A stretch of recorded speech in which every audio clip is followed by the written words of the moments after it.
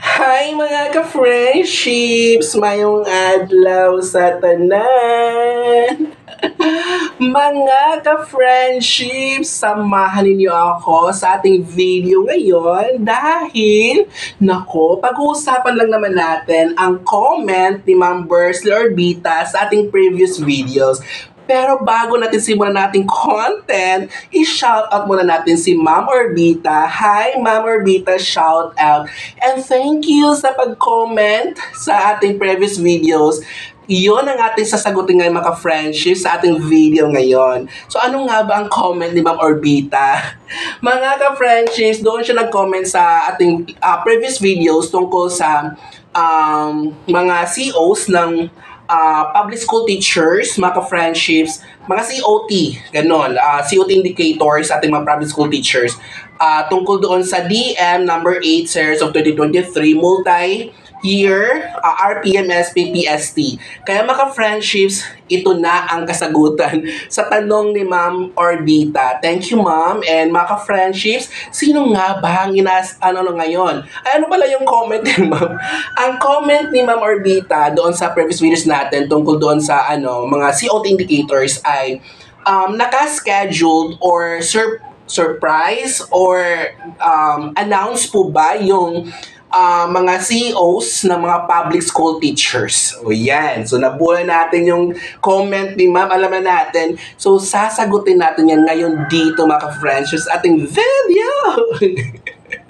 So, mga ka-friendships, sino-sino nga ba ang inaasahan nating audiences dito sa ating video ngayon?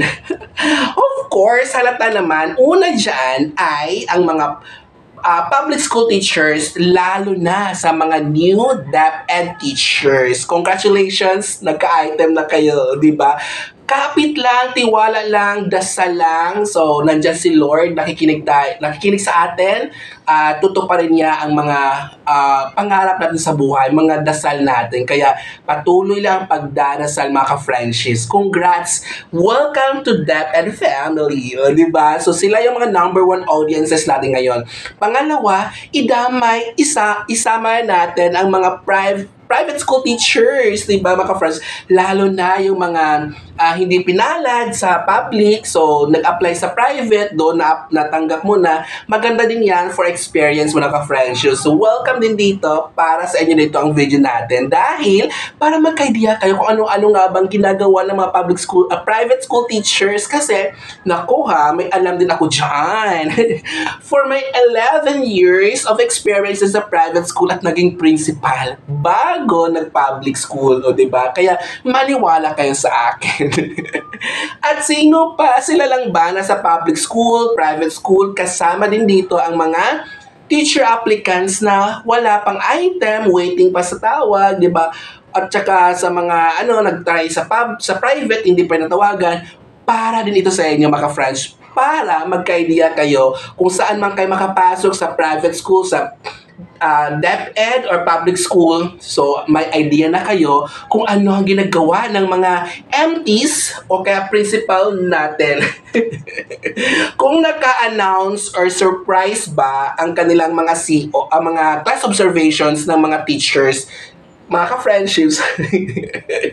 Yes, una dyan, sagutin natin siya sa based doon sa DepEd order o mga DM or DepEd memorandums, mga ka-friendships. So, based doon sa DepEd orders or DepEd DM, mga ka-friendships, ang teachers ay ino-observe ng dalawang klase. Yes, mga DepEd teachers, dalawang klase observations. Sa isang quarter, nangyayari talaga yan, dalawang class observations. Dalawa din sa second, dalawa din sa third, dalawa din sa fourth.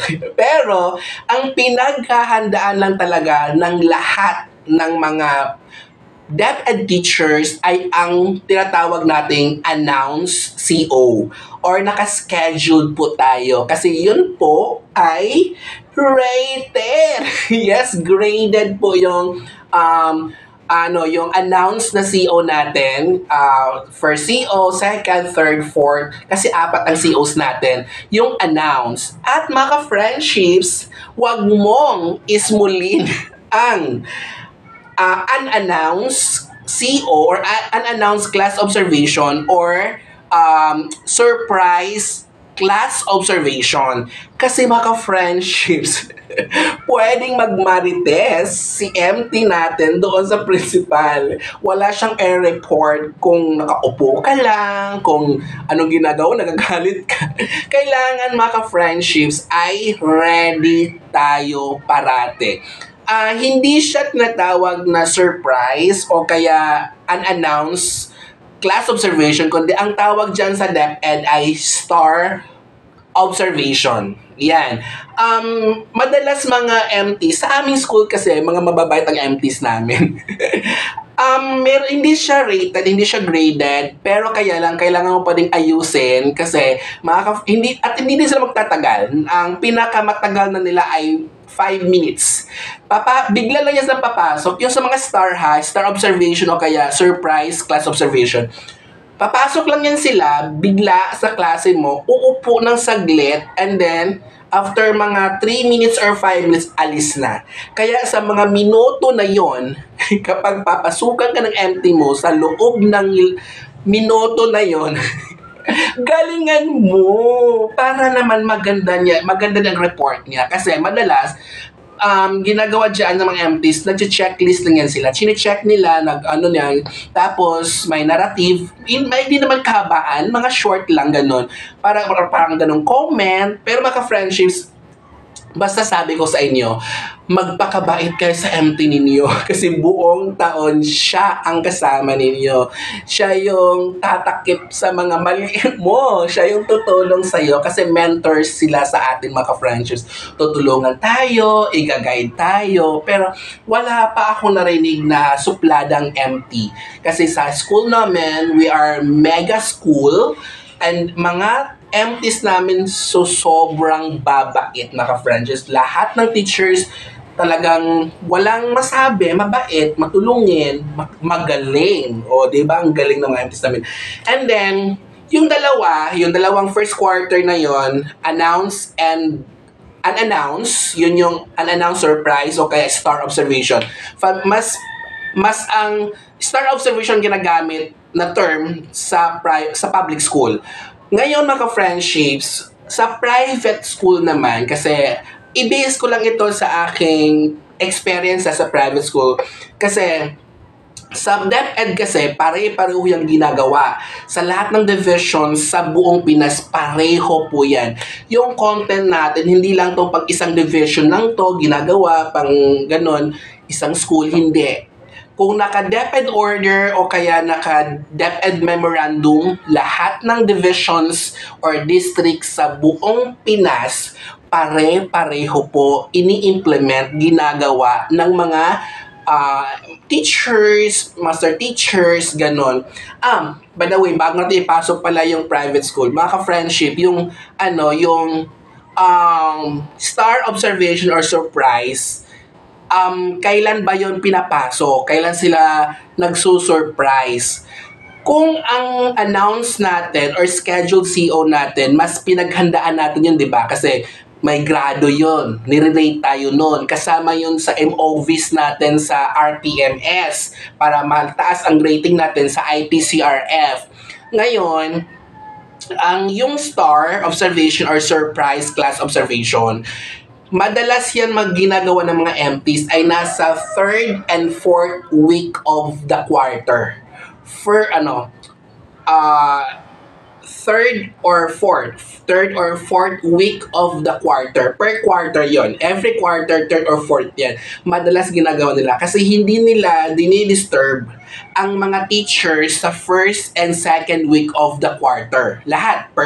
First, 2nd, 3rd, 4th, hindi masyado dinidisturb yan. Kasi ang mga teachers ay busy sa kakakompute ng mga grades at preparation for PTC, ganon.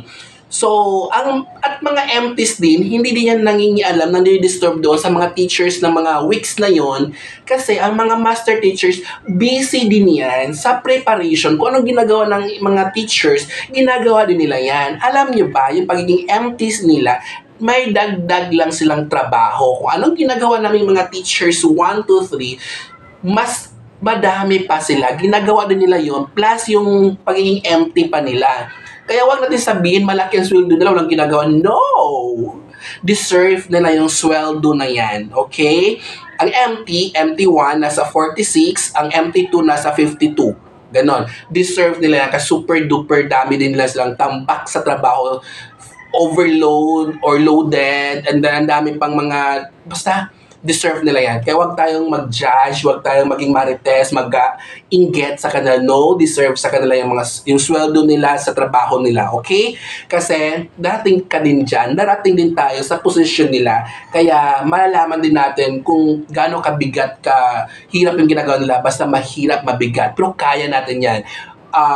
Ipangarap natin na makarating din tayo sa position nila. Someday, in the future, mga ka-Frenchies, lahat tayo may pangarap, may goal in life, targetin natin yun, di ba? So, yun. Madalas 3-4, nag-star observation yan sila. And yung sa mga scheduled naman or announced na COs talaga natin na may rating tayo, nasa 4 to 8 weeks tayo pipili. Okay, so may kinalaman bang, mayroon bang kinukuhang MOVs ang star observation? Wala. Hindi po siya kasama sa MOVs doon sa RPMS para dagdag points sa IPCRF ang star observations. Wala po siya. Pero kailangan mong galingan dahil para din maganda din ang paningin ng principal sa'yo. Kasi nagre-report lang yan sila doon sa principal. Okay? Kung gusto mong ayaw i-marites, ayaw gandahan yung mga salita, yung mga words na yon, magpakabait talaga tayo, masunurin tayo, mag-comply tayo, magpasa tayo ng dapat ipasa, mag-comply tayo, gawin natin ang mga assigned work natin or task, diba? Huwag tayong maging tamad. Okay, okay ba? Makompleto na ba yung sa DepEd? Okay, doon na tayo sa private school. Ang private school, i-base ko lang sa experience ko, pero ang private school, always remember, depende yan sa school. Okay? Kung paano sila ano yung paraan sa kanila or style. Sa amin kasi, private school, based sa school ko lang din dati sa private school pa ako. Dalawa din ang, ang class observations. May announce at merong unannounced. Pero hindi namin ginagamit yung star observation. Sa lang yan, sa public school lang yan, DepEd. Sa ginagamit namin dati, na term talaga is surprise o kaya unannounced at announced. Hindi din kami per quarter nagde-demo. So, dati, depende kasi sa principal Nung ako ay principal sa aming school, dalawa lang talagang CEOs buong taon. Kaya hindi stress ang teacher. Isang announce, isang unannounced or surprise. And then, nag-monthly window observation ako. Yung tingin ka lang sa bintana ng classroom, daan-daan, ganun. Every day, ganun, talagang dadaan ka kasi ikutin mo yung bawat classroom Parang kasama yan sa trabaho mo, sa contract, pinirmahan mo, every day. Dadaan ka, tingin-tingin, kunwari, ganun. Pero yung announce, masabihan mo sila, magbigay ako ng month, like for example, November to March, ganon. Pipili sila ng month at date, ganon. Then may mga, hindi pa ako principal sa mismong school na yon. Ang principal namin dati, bawat quarter may CO, pero announce. Wala siyang unannounced, scheduled lahat ang class observations namin, pero bawat quarter meron. Tapos, meron siyang window observations, everyday nag-iikot, ganon, classroom. So, yun talaga, depende yan sa principal ng private school, kung anong gagawin niya. Pwedeng mag-announce, pwedeng mag-observe, surprise, ganon, pwedeng per quarter. Pero ako, ayoko kasing masyadong mahirapan ng teachers. Sapat na sa akin yung everyday ako, nag-window observation, umiikot, tumitingin-tingin sa bintana, anong nangyari sa anong ginagawa ng mga teachers, okay na sa akin yun. Every morning yung ginagawa ko yun. yung gusto ko lang yung isang concrete talaga na isang teacher na tuturo from the start till the end ay scheduled yun. Expected. And then, tinatawag yung teacher, bibigyan ng comments, ganon. Feedback, kung anong pwedeng itulong sa mga kulang, ganon. So, yun ang private school. Balikan ko lang pala mga ka-friendships, yung star observation. Sa DepEd, yung star observation, hindi ka kakausapin ng MT mo. After nyo ng 3 minutes, 5 minutes, aalis na yon. Hindi ka inform kung anong nakita niya sa classroom mo, anong narinig niya, hindi ka niya kakausapin. Deadma ang life ninyong dalawa. Ganon, ha? Walang usapang mangyayari. Kaya sabi ko nga sa inyo, sa buong oras or minuto na yan sa pagstay niya, kung kaya mong tumambling ka. Gumawa ka ng hindi niya makakalimutan.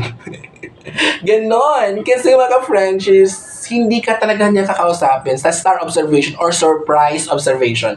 Pero yun sa may scheduled at announce na CO mo talaga kasi rated yun, graded yun, mayroong COT sheet yun or tool, talagang paghandaan mo. Kasi after ng observation niya,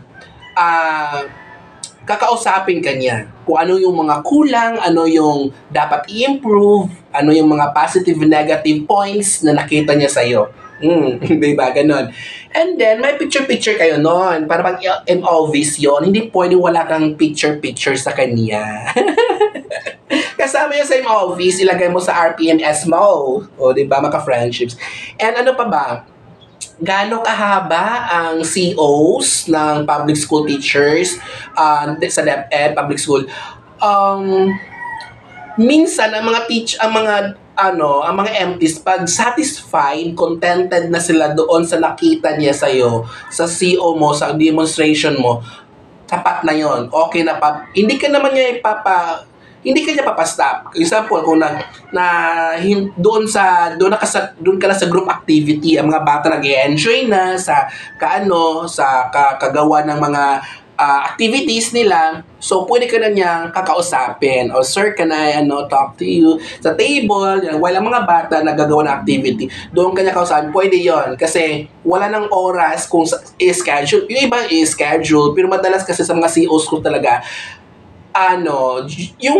yung habang nag-group activity, yung mga bata, busy, diba? Kakausapin na ako niya, tapos picture, ganun. Tapos na, ganun lang. Hindi talaga umabot sa assignment, sa evaluation, yung sa akin. Pag tingin niyang okay na, goods na, okay na yun. Diba? Ganun lang, mga friendships. So, ano ba? May dapat ba akong may nakalimutan ba ako? That's all. Kung meron pa akong nakalimutan, comment lang kayo sa comment section para gawa natin siya ng video. And mag-thank you ulit tayo kay Ma'am Bursley Ardita. Thank you so much, ma'am, sa pag-comment nito sa ating video. And ito na, sana nasagot ko na yung katanungan ninyo. That's all for today and see you sa ating next video. Huwag kalimutan. Kihigugma ko kamutanan.